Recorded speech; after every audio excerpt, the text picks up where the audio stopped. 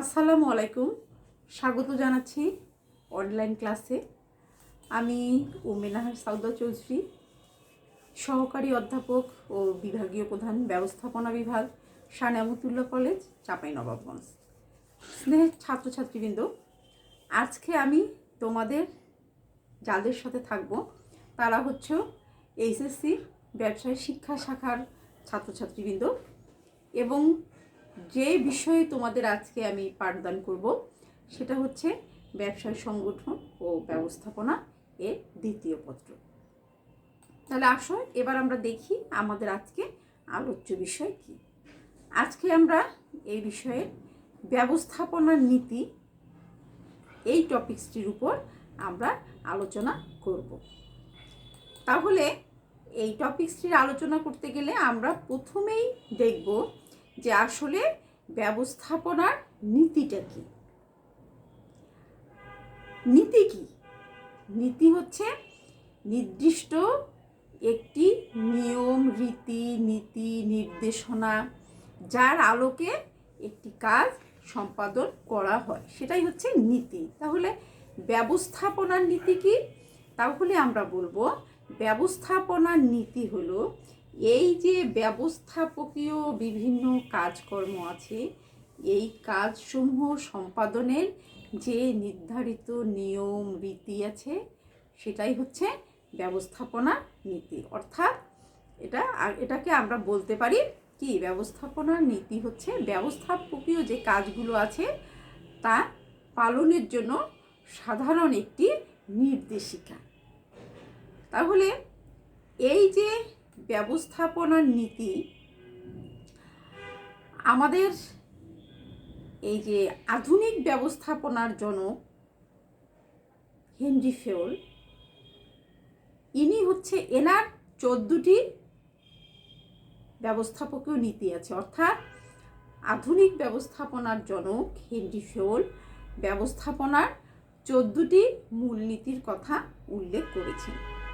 এছাড়াও অন্যান্য ব্যবস্থাপনা বিশারদগণ আরও কিছু ব্যবস্থাপনার নীতি নির্ধারণ করেছেন, নীতির কথা উল্লেখ করেছেন। তবে এই যে ব্যবস্থাপনার নীতি, মূল নীতি বলতে আমরা এই আধুনিক ব্যবস্থাপনার জনক হেনরি ফেওল প্রদত্ত যে 14টি নীতি আছে সেটাই হচ্ছে ব্যবস্থাপনার মূলনীতি। তাহলে এবার আমরা আসি এই 14টি মূলনীতি কি।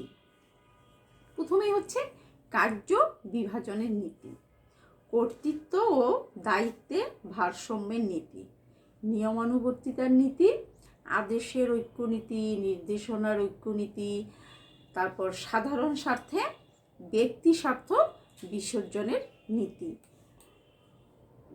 তারপর হচ্ছে ন্যায্য পারিশ্রমিকের নীতি, কেন্দ্রীকরণ ও বিকেন্দ্রীকরণের নীতি, জোড়াময় শিকল নীতি, শৃঙ্খলার নীতি, সাম্যের নীতি, চাকরির স্থায়িত্বের নীতি, উদ্যোক্তার নীতি, একতাই বল নীতি।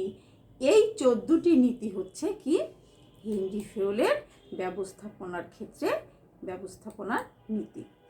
তাহলে এখন আমরা আসি, আমরা এই যে 14টি নীতির কথা হেনরি ফেওল বলেছেন, এই 14টি নীতি আমরা এখন বিস্তারিত পড়ব।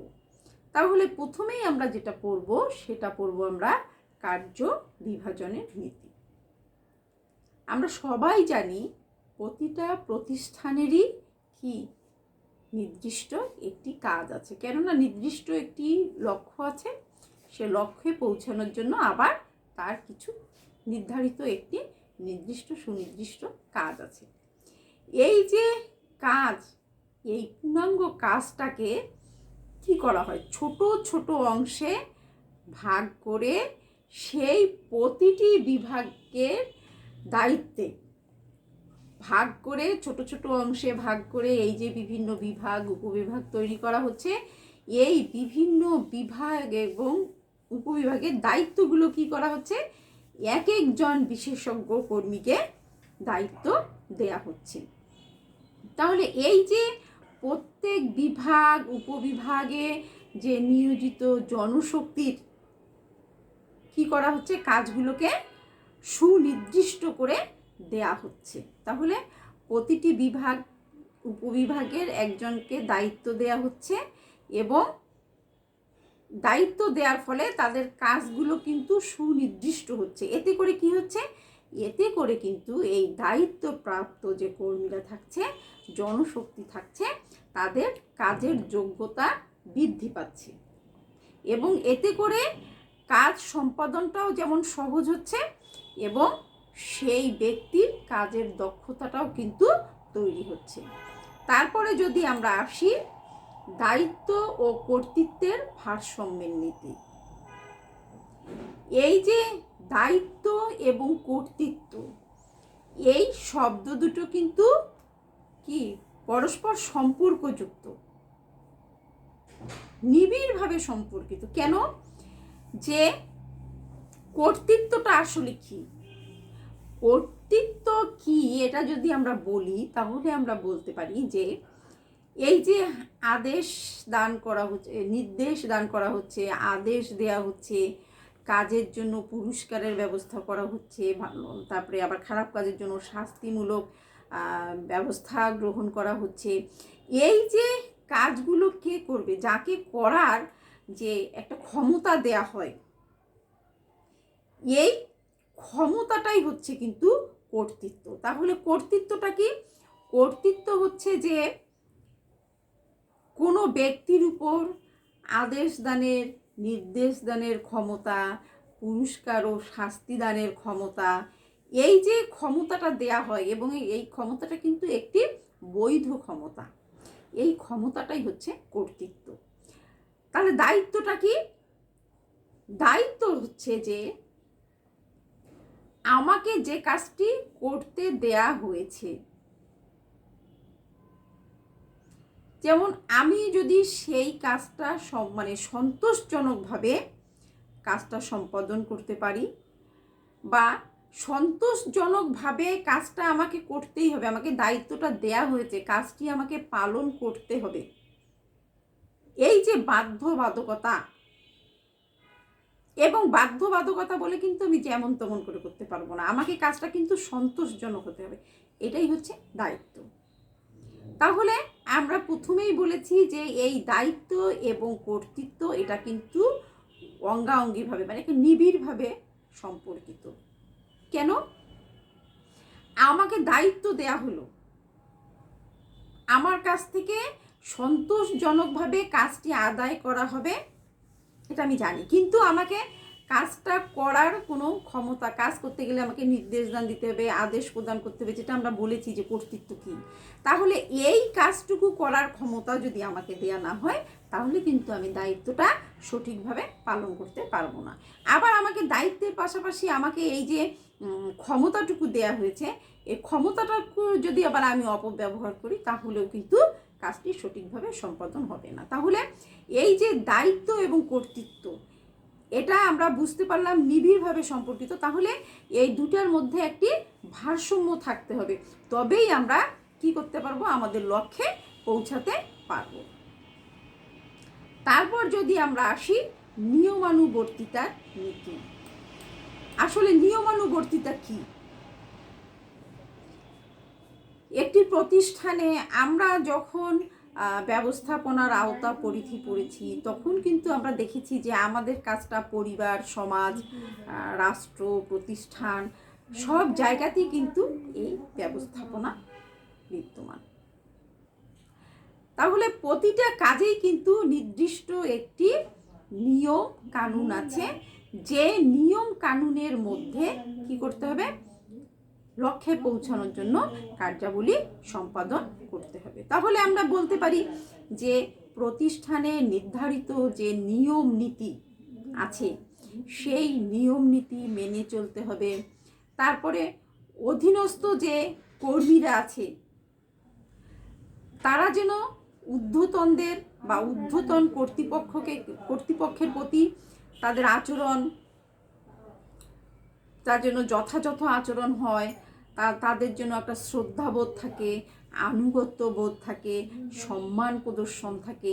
এই যে এই কালচারটা যেটার মধ্য দিয়ে তারা কাজটা সম্পাদন করবে, এটা কিন্তু বর্তমান থাকতে হবে এবং এটাই হচ্ছে নিয়মানুবর্তিতার নীতি। কোনো প্রতিষ্ঠান যদি নিয়মানুবর্তিতার নীতির মধ্যে থেকে কাজ সম্পাদন করতে না পারে, তাহলে কিন্তু কি ঊর্ধ্বতন কখনোই তার অধস্তনদেরকে দিয়ে কাজ করিয়ে নিতে পারবে না।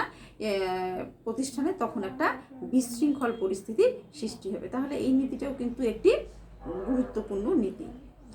আদেশের ঐক্য নীতি। আমরা এখানে আরেকটি শব্দ পাবো, সেটা হচ্ছে নির্দেশনার ঐক্যনীতি। আদেশ এবং নির্দেশ কথাটা কিন্তু কি শোনার ক্ষেত্রে একই রকম মনে হয়। তাহলে এটা একটু গুরুত্বপূর্ণ জিনিস, মানে মনে রাখতে হবে সঠিকভাবে, নইলে কিন্তু আদেশ এবং নির্দেশনাটা যদি আমরা সঠিকভাবে বুঝতে না পারি, তাহলে কিন্তু অনেকটাই আমাদের না বোঝা থেকে যাবে। তাহলে আসলে দেখি আমরা আদেশের ঐক্যনীতি কি। আদেশ আসলে কে দান করে? একজন ঊর্ধ্বতন তার অধস্তনকে আদেশ দানের মধ্য দিয়ে কার্যাবলী সম্পাদন করে নেয়। এখন একজন অধস্তনকে যদি দুজন ঊর্ধ্বতন কর্মকর্তা একই সময়ে দুটি ভিন্ন কাজের জন্য আদেশ করে, তাহলে কিন্তু ওই কর্মীটার পক্ষে কাজ সম্পাদন করা কখনোই সম্ভব হবে না। তাহলে কি করতে হবে? এই যে একজন কর্মীকে একজন ঊর্ধ্বতন আদেশ প্রদান করবে, অর্থাৎ কি একজন কর্মী মাত্র কি একজন নির্বাহীর অধীনে থাকবে এবং তার আদেশটা মেনে চলবে। তাহলে নির্দেশনার ঐক্যনীতি কি? নির্দেশনার ঐক্যনীতি হচ্ছে যে প্রতিটা প্রতিষ্ঠানই কি করে, তার নির্ধারিত নির্দিষ্ট সুনির্দিষ্ট লক্ষ্যকে সামনে রেখে তার কার্যাবলী সম্পাদন করে। এবং কার্যাবলী সম্পাদন করতে গিয়ে একটি প্রতিষ্ঠান, যেটা আমরা প্রথমেই পড়েছি, যে তার কার্যগুলোকে কি করে বিভিন্ন অংশে ভাগ করে। তাহলে সেখানে আমাদের বিভিন্ন বিভাগ আসছে, উপবিভাগ আসছে। তাহলে এই যে একটি প্রতিষ্ঠানে উচ্চ পর্যায় থেকে শুরু করে বিভিন্ন বিভাগ, উপবিভাগ, এই সব ব্যক্তির কর্মপ্রচেষ্টা কি হতে হবে? একটি লক্ষ্য কেন্দ্রিক হবে। কারণ আমরা জানি নির্দিষ্ট একটি লক্ষ্যের আলোকেই আমরা আমাদের কার্যক্রম সম্পাদন করছি। তাহলে উচ্চ পর্যায় বলি, বিভিন্ন বিভাগ বলি, উপবিভাগ বলি, সবারই কর্মপ্রচেষ্টাটা কি হবে? লক্ষ্যটা কিন্তু নির্দিষ্টই হবে। একটি লক্ষ্যকে কেন্দ্র করেই সবার কাজটি সম্পাদন করতে হবে। এবং উক্ত এই যে লক্ষ্যের যে সুনির্দিষ্ট লক্ষ্যটা আছে, সেই লক্ষ্যের আলোকেই কিন্তু ধারাবাহিকভাবে নির্দেশনা প্রদান করতে হবে।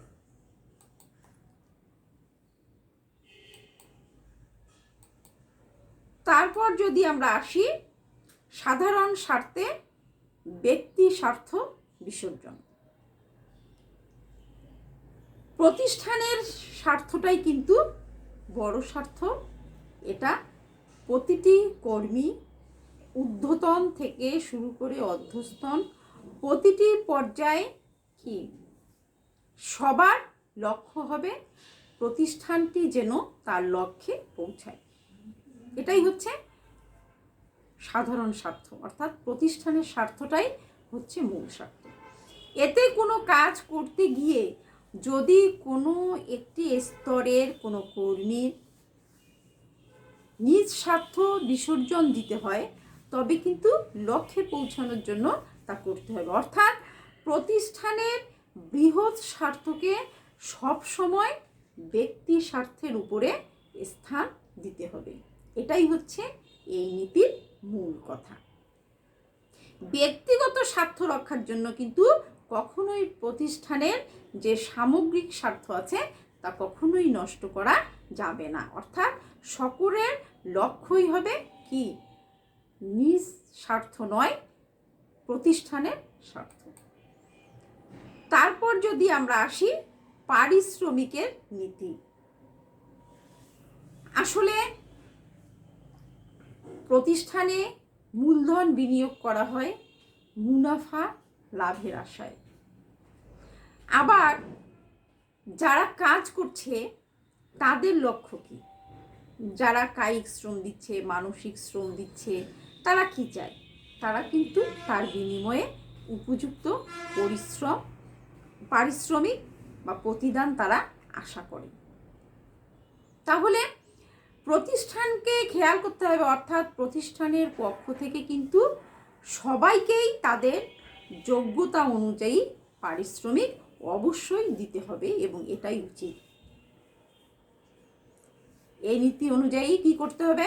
কর্মীদের যে কাজটা সে করছে, সে কাজের প্রকৃতি, কাজের পরিমাণটা কেমন, সেই কাজে সেই ব্যক্তির যোগ্যতাটা কেমন, তার কর্মদক্ষতা কেমন, তার অভিজ্ঞতা কেমন, তারপর সেই স্তরের একজন কর্মীর জীবনযাত্রার মান কেমন, এই বিষয়গুলো কি বিবেচনায় এনে সন্তোষজনক পারিশ্রমিক দিতে হবে। তবেই কিন্তু কি হবে? তবেই হবে যে প্রতিষ্ঠানে যারা কাজ করছে তারা আগ্রহ সহকারে কাজ করবে। তাহলে কি হলো যে প্রতিষ্ঠানে যে কর্মী আছে, প্রতিটি কর্মীরই কাজের প্রকৃতি, মেধা, যোগ্যতা, অভিজ্ঞতা, অবস্থান, জীবনযাত্রার মান, এই বিষয়গুলো বিবেচনা করে উপযুক্ত বেতন, সুযোগ সুবিধা এগুলো প্রদান করতে হবে এবং এটাই হচ্ছে কি ন্যায্য পারিশ্রমিকের নীতি। তারপর আসবো আমরা কেন্দ্রীকরণ এবং বিকেন্দ্রীকরণের নীতি। এখানে দুটো শব্দ আছে, কেন্দ্রীকরণ এবং বিকেন্দ্রীকরণ। আসলে কেন্দ্রীকরণ কি? যখন ক্ষমতাটা কেন্দ্রে থাকে, কেন্দ্রের হাতে থাকে, অর্থাৎ কি হয়? কেন্দ্রীকরণ বলতে আমরা যেটা বলতে পারি যে সেটা হচ্ছে যে উচ্চ স্তরের ব্যবস্থাপনার হাতে যখন সিদ্ধান্ত নেয়ার ক্ষমতাটা রাখা হয় তখন এটা হচ্ছে কেন্দ্রীকরণ। আর বিকেন্দ্রীকরণ হচ্ছে সিদ্ধান্ত গ্রহণের ক্ষমতাটা যখন কেন্দ্রে বা ঊর্ধ্বতন কর্মকর্তার কাছে না রেখে বিভিন্ন স্তরে অধীনস্থদের হাতে ক্ষমতা দেয়া হয়, সেটা হচ্ছে বিকেন্দ্রীকরণ। এটা প্রতিষ্ঠান ভেদে সিদ্ধান্ত গ্রহণের বিষয় যে কোন নীতিটা প্রতিষ্ঠান মেনে চলবে। তারপর যদি আমরা আসি জোড়াময় শিকল নীতি। আমরা তো মই সকলেই দেখেছি, তাহলে জোড়াময় শিকল নীতিটা কি? এই যে একটি প্রতিষ্ঠান, সেই প্রতিষ্ঠানটিতে কি থাকছে? উপর থেকে শুরু করে একেবারে নিচের স্তর পর্যন্ত সাংগঠনিক নিয়মে, খেয়াল রাখবে, এই যে উচ্চ থেকে নিম্ন স্তর পর্যন্ত যে ব্যক্তি থাকছে, বিভাগ থাকছে, উপবিভাগ থাকছে, এই বিষয়গুলো সাংগঠনিক নিয়মের মধ্যে থেকে যখন একজনের সাথে, মানে একটি বিভাগ, উপবিভাগ বা ব্যক্তির সাথে, অর্থাৎ একে অন্যের সাথে এই যে সংযুক্ত করে দেয়া হয়, এটাই হচ্ছে জোড়াময় শিকল নীতি। অর্থাৎ কি করা হয়? যে সাংগঠনিক নিয়মে একের সাথে অন্যের যে যুক্ত করে দেয়া হয় বা একই শিকলের অধীনে সবাইকে আবদ্ধ করা হয়, এই নীতিটাই হচ্ছে জোড়াময় শিকল নীতি। তারপরে আসব শৃঙ্খলার নীতি। শৃঙ্খলা একটি কমন শব্দ। যদি আমরা খেয়াল করি, এই সাধারণ যদি আমরা আজকে ক্লাসরুমেই দেখি যে ক্লাসরুমে শিক্ষক লেকচার দিচ্ছেন কিন্তু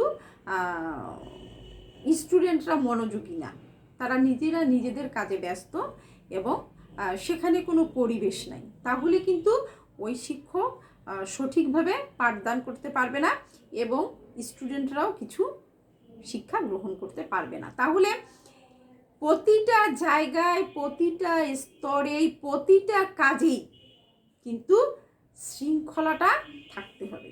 অর্থাৎ শৃঙ্খলাটা কি? শৃঙ্খলা হচ্ছে যে যদি আমরা বলি যে প্রতিষ্ঠানের ক্ষেত্রে শৃঙ্খলার নীতি বলতে আমরা যেটা বুঝাবো সেটা হচ্ছে যে যোগ্য ব্যক্তিকে আমরা যোগ্য স্থানে বসাবো, সঠিক বস্তুকে সঠিক স্থানে বসাবো।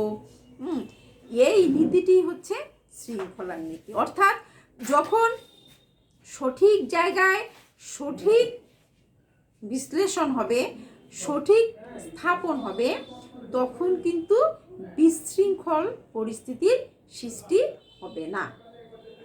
আমি একজনকে একটা জায়গায় দায়িত্ব দিলাম, সেই জায়গাটা সম্পর্কে তার ধারণা নাই, ফলশ্রুতিতে তার কিন্তু গুরুত্ব নাই।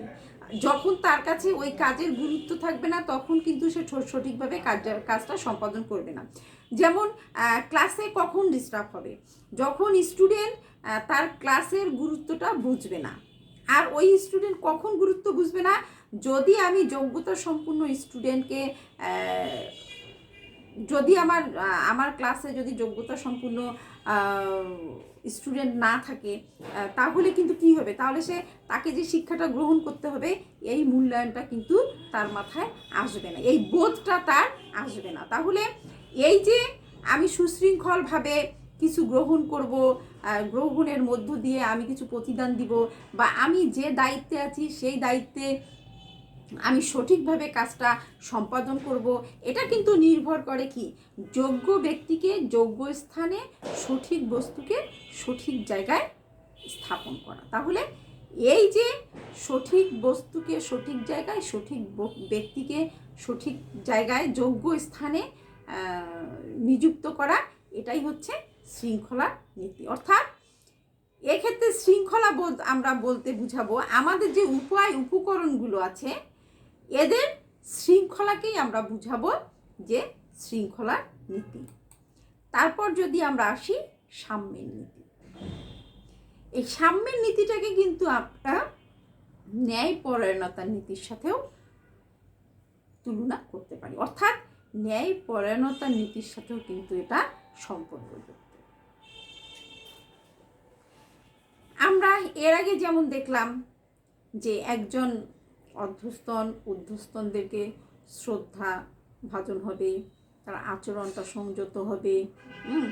এই যে এই বিষয়গুলো, পাশাপাশি কিন্তু একজন অর্ধস্তনও কিন্তু একজন ঊর্ধ্বস্তনের কাছ থেকে সমান আচরণ আশা করে। অর্থাৎ একজন ঊর্ধ্বতনের আচরণ কেমন হওয়া উচিত, সমস্ত অর্ধস্তনদের প্রতি তার যে আচরণটা হবে সেটা সমান হতে হবে, কাউকে ভালো কাউকে মন্দ তা করা যাবে না। আবার তাদের এই আচরণের ক্ষেত্রেই বলি, স্নেহ প্রদর্শনের ক্ষেত্রেই বলি, এই যে সবার প্রতি সমান আচরণ, সেটাই হচ্ছে সাম্যের নীতি। এই অর্ধস্তন সবার প্রতি, যে অর্ধস্তনদের সবার প্রতি ঊর্ধ্বতনের যে সমান আচরণ, স্নেহ প্রদর্শন, এই নীতিটাই হচ্ছে ব্যবস্থাপনার ক্ষেত্রে সাম্যের নীতি। এতে করে কি হয়, এতে করে কিন্তু পারস্পরিক সম্পর্কটা সুদৃঢ় হয় এবং প্রতিষ্ঠানের মধ্যে আনুগত্যবোধ, মান্যতা, কার্যদক্ষতা এগুলো বৃদ্ধি পায়। আমরা প্রায় শেষের দিকেই চলে আসছি, আশা করি তোমরা সাথেই আছো। আচ্ছা, তারপরে আমরা আসব চাকরির স্থায়িত্বের নীতি। এটা একটি গুরুত্বপূর্ণ নীতি। কর্মীদেরকে চাকরির নিশ্চয়তা বিধান করতে হবে। একজন শ্রমিক, একজন কর্মী যদি মনে করে যে আমি আজকে কাজ করছি, কালকে আমার চাকরিটা নাও থাকতে পারে, তাহলে কিন্তু সে কি হীনমন্যতায় ভুগবে, সে একটা অনিশ্চিত অবস্থার মধ্য দিয়ে কাজ করবে, ফলশ্রুতিতে সে কিন্তু মন দিয়ে কাজ করতে পারবে না। তাহলে কি করতে হবে, যারা কাজ করছে তাদের চাকরির নিশ্চয়তা প্রদান করতে হবে, তাদের চাকরি আছে কতদিন, মানে চাকরির একটা মেনুমাল তার থাকতেই হবে। এই যে চাকরির স্থায়িত্বের নীতি যদি থাকে একটি প্রতিষ্ঠানে, তাহলে কিন্তু ওই প্রতিষ্ঠানের কর্মীদের মনোবল বৃদ্ধি পাবে, তাদের কাজে আগ্রহ উদ্দীপনার সৃষ্টি হবে। তাহলে একটি প্রতিষ্ঠানের জন্য কিন্তু চাকরির স্থায়িত্বকরণের নীতিটাও কিন্তু বেশ গুরুত্বপূর্ণ। তারপর আমরা আসব উদ্যোক্তার নীতি। উদ্যোক্তার নীতিটাও কিন্তু একটি গুরুত্বপূর্ণ নীতি। কেন? প্রতিটা স্তরের প্রতিটা কি কর্মী বলি বা ঊর্ধ্বতন কর্মকর্তা বলি, সবাই কিন্তু চায় তার যে নিজস্ব যোগ্যতা আছে সেই যোগ্যতাটাকে প্রকাশ করে সেই যোগ্যতাটাকে কাজে লাগিয়ে কিছু করার। তাহলে এই যে প্রতিষ্ঠানে যে বিভিন্ন সকল পর্যায়ে যারা কাজ করছে, সকল পর্যায়ের যে ব্যবস্থাপকগণ আছে, তারা স্ব কর্মক্ষেত্রে তাদের উদ্যোগী হওয়ার যে যোগ্যতাটা আছে সেটার জন্য তারা কাজে লাগাতে পারে, সেরকমও একটা পরিবেশ কিন্তু থাকতে হবে। অর্থাৎ সকল পর্যায়ের ব্যবস্থাপকগণের কি থাকতে হবে? স্ব কর্মক্ষেত্রে যাতে তারা উদ্যোগী হতে পারে বা নিজের যে কাজ আছে সেই কাজের উন্নয়নের লক্ষ্যে সে বিভিন্ন বিষয়ে সে ভাবতে পারে, কাজে অংশগ্রহণ করতে পারে, এই সুযোগ সুবিধাটা প্রতিষ্ঠানের পক্ষ থেকে থাকতে হবে। এবং এই সুযোগ সুবিধাটা একটি প্রতিষ্ঠান সৃষ্টি করবে, এই সৃষ্টি করাটাই হচ্ছে ব্যবস্থাপনার উদ্যোক্তার নীতি। তারপরে আমরা আসব একতাই বল নীতি, আমাদের সর্বশেষ নীতি হেনরি ফেলের দেয়া। সেখানে হচ্ছে একতাই বল নীতি। আমরা ছোটবেলা থেকেই একটি কথা পড়ে আসছি, শুনে আসছি এবং সেটাই আমরা জানি, সেটা হচ্ছে যে 10-এর লাঠি 1-এর বোঝা। তাহলে এই যে প্রতিষ্ঠানে যে কর্মী আছে, ব্যক্তি আছে, বিভাগ আছে, উপবিভাগ আছে, এই জায়গাগুলোতে কিন্তু কি হতে হবে? সর্ব অবস্থায় সকলকেই ঐক্যবদ্ধ থেকে কাজ করতে হবে। এবং শুধু ঐক্যবদ্ধ থাকলেই হবে না, পারস্পরিক সহযোগিতামূলক কর্মকাণ্ডে তাদের অংশগ্রহণ করতে হবে।